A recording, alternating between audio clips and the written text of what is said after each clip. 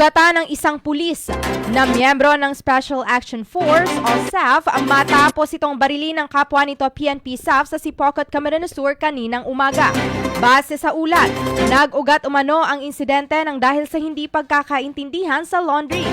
Sinabihan umano ng sospek ang biktima na huwag dalhin ang kanyang labahan sa loob ng kanilang palikuran dahil may gumagamit pa ngunit hindi umano ito nagustuhan ng biktima, dahilan para suntukin niya ang sospek. Ayon pa sa impormasyong nakalap, sinubukan pa umanong awatin ng kanilang kasamahan ang dalawa, ngunit sa galit umano ng sospek ay kinuha nito ang kanyang service firearm at pinaputukan ng biktima dahilan para tamaan ito ng bala sa ulo. Agad na dinala sa pagamutan ang biktima habang hawak naman ng autoridad ang sospek para sa kaukulang disposisyon.